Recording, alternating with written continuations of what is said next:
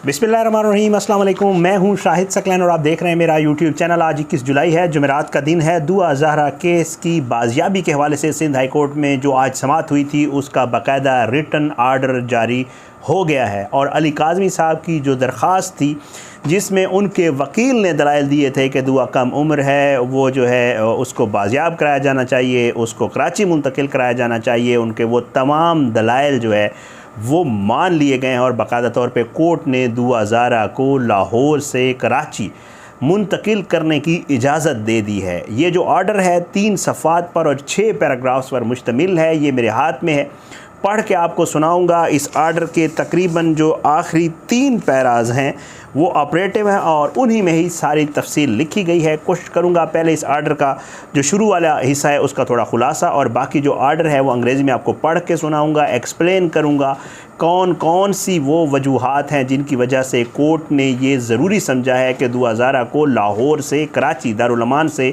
Karachi shelter home मुंतकिल किया जाए, और क्या ऑर्डर किया है। आज की ये वीडियो आपने ज़रूर देखनी है, थोड़ी लंबी हो सकती है क्योंकि पूरा ऑर्डर पढ़ूंगा, लेकिन जो है इसमें इंशाअल्लाह आखिरी जो पैरा है वो बहुत अहम है। 5वें पैरे से 5वां और 6ठा पैरा और 4था पैरा ये आपने बहुत ज़रूरी सुनना है। बहरहाल जी ये ऑर्डर है इकबाल कलोड़ो साहब और कौसर सुल्तान हैं हुसैन, उनकी ये कोर्ट है, प्रेसिडेंट थे, और जो है ये हेयरिंग है। बहरहाल FIR नंबर फ़लाँ और उसमें वकला के नाम लिखे होते हैं। आर्डर मोहम्मद इकबाल कलोड़ो साहब ने ख़ुद लिखा है। उन्होंने लिखा है कि जी जो पिटिशनर है उसने माइनर बेटी दुआ ज़हरा की जो है रिकवरी के लिए दरख्वास्त दी है, और इसकी उम्र तकरीबन 14 से 15 साल है, जो कि ज़हीर अहमद रेस्पोंडेंट नंबर 7 की डिटेंशन में है, और जो FIR नंबर वगैरह लिखा हुआ है, और trafficking prevention of trafficking act उसके बहरहाल तहत वो लिखते हैं कि पुलिस स्टेशन अल-फलाह में इसकी एक जो है वो FIR भी दर्ज है। वो कहते हैं कि इसी तरह की एक दरख्वास्त जो है पहले दी गई थी जिस पर डिटेनी को रिकवर किया गया था, प्रोड्यूस किया गया था, और उसकी जो है बयान के ऊपर और मेडिकल रिपोर्ट एक जो पहले आई थी ओसिफिकेशन रिपोर्ट जिसमें 17 साल लिखा हुआ था, इस बच्ची को जो है वो सेट फ्री कर दिया गया था और उसको अपनी विल के मुताबिक अपने शोहर के साथ रहने की इजाज़त दी गई थी। ये इस ऑर्डर में लिखा हुआ है। आगे चल के लिखते हैं लेकिन जब जो है ये मैटर इस कोर्ट में आया, सुप्रीम कोर्ट में आया, तो उस आर्डर के ख़िलाफ़ जो है पिटिशनर जो है सुप्रीम कोर्ट गया, और इसको सुप्रीम कोर्ट की तरफ से कहा गया कि वो रेलिवेंट फोरम पे जाए, ट्रायल कोर्ट में जाए और मेडिकल बोर्ड बनाने की दरख्वास्त दे। और जो है इसलिए जो है मेडिकल बोर्ड जो है उसने एग्ज़ामिन किया इस बच्ची को, और आखिर में मेडिकल बोर्ड ने ये डिक्लेयर किया कि वो माइनर है और जिसकी उम्र 15 से 16 साल है। Side declaration report of investigation officer, इस मेडिकल रिपोर्ट और इन्वेस्टिगेशन ऑफिसर की रिपोर्ट के मुताबिक जो कि ट्रायल कोर्ट में दी गई है, और जिसमें तफ्तीशी ने ये कहा है इन्वेस्टिगेशन ऑफिसर ने कि जी वो बच्ची को रिकवर करना चाहता है लाहौर से, जो कि वहाँ पर रह रही है अपने मुबैना हस्बैंड, इसमें तो हस्बैंड लिखा हुआ है, बहरहाल मैं मुबैना कह रहा हूँ, हस्बैंड के साथ, और वो उसको जो है अरेस्ट करना चाहते हैं, साथ में ज़हीर को भी। फिर वो कहते हैं कि जी उसके बाद जो है पिटिशनर ने एक और एफ़र्ट की और कस्टडी लेने की कोशिश की अपनी माइनर बच्ची की। बहरहाल वो कहते हैं कि इस दौरान अलेग्ड अब्डक्टी दुआ ज़हरा फाइंड, अच्छा उसके बाद वो लिखते हैं दूसरे पैरा में, ये दूसरा पैरा है कि इस दौरान जो बच्ची है जो मग़विया है उसने वो अपने हस्बैंड के साथ रहने को जो है वो मुश्किल पाया उसने, और वो जो है उसको एक तो वो उसने लिखा बच्ची ने अपनी दरख्वास्त में कि जी मैं अपने शोहर के साथ नहीं रह सकती, और मुझे वालिदैन की तरफ से भी जो है वो थ्रेट्स हैं स्पेशल जुडिशल मजिस्ट्रेट के सामने, दाता दरबार के सामने उसने ये दरख्वास्त दी। ये वही वाली है जो मैं जिक्र हम पहले भी कर रहे थे कि जी उसे दारुल अमान भेजा जाए, और इस बच्ची को जो है 19 तारीख़ को दारुल अमान भेजा गया। इस डेवलपमेंट को मद्देनज़र रखते हुए जो पिटिशनर के काउंसिल हैं उन्होंने रिक्वेस्ट की कि इस बच्ची की कस्टडी जो है वो दारुल अमान लाहौर से शेल्टर होम या दारुल अमान या चाइल्ड इंस्टीट्यूट कराची दी जाए, जिधर केस पेंडिंग है और इन्वेस्टिगेशन ऑफिसर भी है और फर्दर प्रोसीडिंग भी चल रही हैं कानून के मुताबिक। तीसरा पैरा, मिस्टर मोहम्मद आमिर नियाज़ भडेरा, ये है ज़हीर का वकील। वो कहते हैं कि जी उन्होंने भी अपना वकालतनामा जमा करवाया ज़हीर की तरफ से और अपोज़ किया ये जो रिक्वेस्ट की गई इसकी बच्ची की उसकी यहाँ कराची मुंतकिली की, और साथ उन्होंने ये भी कहा कि ये आपकी जुरिस्डिक्शन में नहीं है, हाई कोर्ट की जुरिस्डिक्शन में। ये भडेरा साहब के हवाले से लिखे हुए हैं। तो बहरहाल वो उन्होंने आगे फिर हवाला भी दिया कि जी भडेरा साहब ने अपनी इस पॉइंट ऑफ व्यू को सपोर्ट करने के लिए कुछ जो है लाहौर हाई कोर्ट के डिसीजंस की भी रेफरेंसेस दिए अदालतों में जो दिए जाते हैं। बहरहाल ये अब आ गया अहम पैरा, चौथा, पाँचवा और छठा, ये आपने सुनना। वो कहते हैं कि जी ये जो पिटीशन है इसको जो है अपना already purpose circle alleged abductee stand recovered and our own application has been lodged in Darul Aman. अच्छा, वो कहते हैं कि जी बच्ची पहले बाजियाब हो चुकी है और अपनी ही दरख्वास्त पर वो दारुल अमान में है।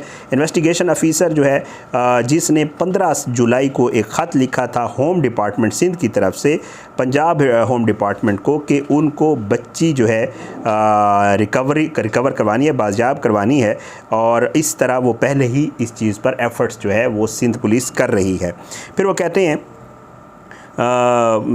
कि जितनी जल्दी वो कहते हैं कि जी जितनी जल्दी पुलिस ने कहा कि जितनी जल्दी हमें इजाज़त मिल जाए वो बेहतर है, ताकि वो जो है बच्ची को लेने के लिए लाहौर से उसकी कस्टडी लेने के लिए जो प्रोसीड कर सकें, ये जो दरख्वास्त दी गई थी पुलिस की तरफ से।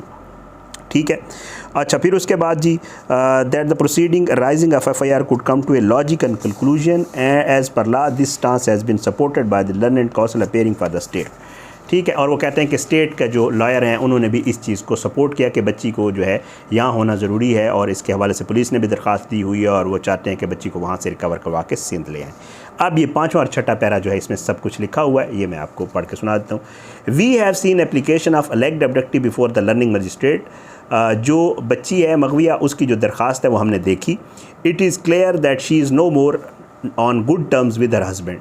इस चीज़ से ये वाज़े हो रहा है कि उसके अपने शोहर के साथ जो तल्लुक़ात हैं वो बेहतर नहीं हैं, and doesn't want to live with him, और वो उसके साथ नहीं रहना चाहती। Further, she has no place in Lahore to take shelter in for the time being and decide about future. वो कहते हैं कि इस दौरान उसके पास लाहौर में भी रहने के लिए कोई शेल्टर नहीं है, कोई पनाह नहीं है, और इस दौरान उसने अपने फ्यूचर के बारे में भी डिसाइड करना है। It's also obvious that she being ostensibly afraid of parents is also not interested to reside with them. इसके साथ साथ वो बच्ची अपने वालदैन से भी खौफज़दा है और उनके साथ नहीं रहना चाहती। But in any case her living in Lahore doesn't seems to be in her benefit from any angle either. बहरहाल ताहम कोर्ट ये लिखती है कि उसका लाहौर रहना उसके मफाद में कहीं भी नज़र नहीं आता किसी भी एंगल से, particularly after separation from her husband, और ख़ास तौर पे जब उसकी अपने शोहर से अलहदगी हो चुकी है। And is likely to cause hindrances in smooth proceeding of the case. और क्योंकि यहाँ पे ट्रायल कोर्ट में प्रोसीडिंग्स चल रही हैं, इस वजह से इसकी राह में रोड़े भी अटकाए जा सकते हैं उसके लाहौर में रहने पर। Her parents who are the natural guarding and residing and the case and the trial court are situated in Karachi। के जी उसके वालिदैन जो नेचुरल गार्डियंस भी हैं उसके, और केस भी जो है और ट्रायल भी कराची में चल रहा है। She is still a minor, वो एक छोटी बच्ची भी है, साथ साथ उन्होंने ये भी तस्लीम कर लिया कि वो माइनर है, and main witness in case, और वो इस केस की मेन गवाह भी है। बहरहाल is required to participate in the proceeding, और उसने केस की जो जितनी भी प्रोसीडिंग चल रही हैं उसमें हिस्सा भी लेना है। She can not be permitted to be on her own in Lahore till she attains majority.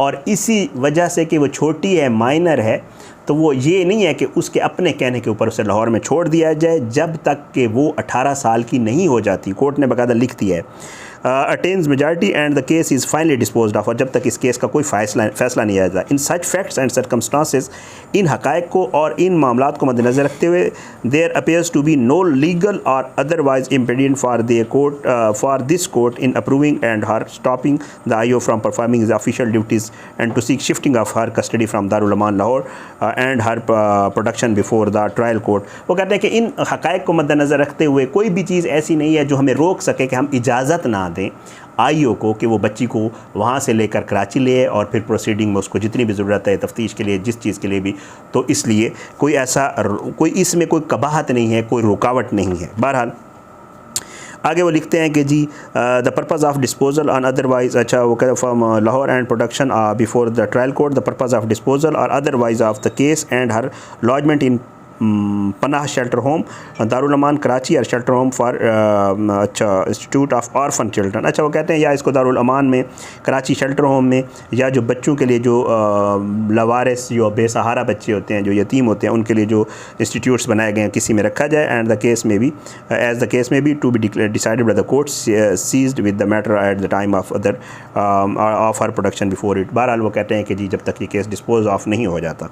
For any other relief, किसी और रिलीफ के लिए, लाइक फ्रीजिंग ऑफ अकाउंट्स, जैसा कि उसके वकील की तरफ से कहा गया था कि अकाउंट बंद किए जाएं, और देयर फैमिली मेम्बर्स, इस ज़हीर के या उनके फैमिली मेम्बर्स के raised by the learning counsel for respondent number 7, the parties are advise to approach the trial court which we are sending with the attendance to enclose. अच्छा वो कहते हैं कि जी कानून के मुताबिक वहाँ पर ट्रायल कोर्ट जो है वो इसका फैसला करेगी। The petition is disposed of on about terms, और इस पिटिशन को जो ऊपर वाली शराइत हैं उनके मुताबिक डिस्पोज ऑफ किया जाता है। बहरहाल और जो फैसला है ट्रायल कोर्ट का वो कहते हैं कि वो मेरिट्स के ऊपर ही होगा। बहरहाल ये जो पिटीशन थी इसमें अली काज़मी साहब जो कि अलील हैं, मुझे थोड़ी देर पहले पता चला, अल्लाह ताला उनको सेहत दे, क्योंकि मुझे ये बताया गया कि उनकी हालत बहुत ख़राब है और अभी भी उनकी हालत तशवीशनाक है, ख़तरे से बाहर नहीं है, क्योंकि उनके प्लेटलेट्स बहुत नीचे चले गए। शायद डेंगू का मुझे बताया जा रहा था कि उनको हो गया, और उनके लिए भी दुआ करते हैं अल्लाह पाक जो है उनको भी सेहत सलामती अता फरमाए और अल्लाह ताला सब मुसलमानों को सेहत और सलामती के साथ रखे। बहरहाल अली काज़मी साहब की जो दरख्वास्त थी उसको तस्लीम कर लिया गया है और बाकायदा तौर पर सिंध हाई कोर्ट ने अब पुलिस को, तफ्तीशी को ये इजाज़त दे दी है कि वो जो सिंध होम डिपार्टमेंट ने लेटर लिखा था कि वो दुआ ज़ारा को एक बच्चा होते हुए उसके अपने बयान की कोई अहमियत नहीं है, वो जाकर उसको वहाँ दारुल अमान से ले, अब वो लावारिस है, खावन से उसकी लड़ाई हो चुकी है, वालिदैन के साथ वो रहना नहीं चाहती, बच्ची सिंध की है इसलिए उसको सिंध ले आया जाए। और कलोड़ा साहब ने अदालत में समाअत के दौरान भी ये रिमार्क्स दिए थे कि ये मामला सिंध का है तो बच्ची को भी सिंध में ही होना चाहिए। ये आर्डर आ गया हाई कोर्ट की तरफ से। अब इसके ऊपर जो फर्दर लीगल प्रोसीडिंग्स हैं वो होंगी, ज़ाहिर है अब वही तरीक़ाकार होगा कि सिंध वहाँ से ये आर्डर लेके आएगी, जो स्पेशल मजिस्ट्रेट साहब उनको दिखाएगी, वो कॉल करेंगे, बच्ची की कस्टडी होगी और उसके बाद कराची मुंतकिली, जो भी लीगल प्रोसेस होगा इंशाअल्लाह फैक्ट्स के ऊपर जितनी भी चीज़ें होंगी आपके सामने रखी जाएंगी। बहरहाल ये एक बहुत खुश आइंद फ़ैसला है हाई कोर्ट का, हम तो कहते हैं ज़ाहिर बात है, और इंशाअल्लाह इसके हवाले से जितनी मज़ीद डेवलपमेंट्स होंगी आपको किसी अगली वीडियो में आपके सामने रखेंगे। अपने तमाम देखने वालों को जो है उनके लिए दुआएं बहुत सारी। अल्लाह पाकिस्तान का अमीन नासिर इसके खिलाफ साजिश करने वालों को नाबूद करे, ज़ालिमों को इबरत का निशान बनाए, मज़लूमों को इंसाफ मिले। अपनी दुआओं में याद रखा करें। पाकिस्तान जिंदाबाद। अल्लाह हाफ़िज़।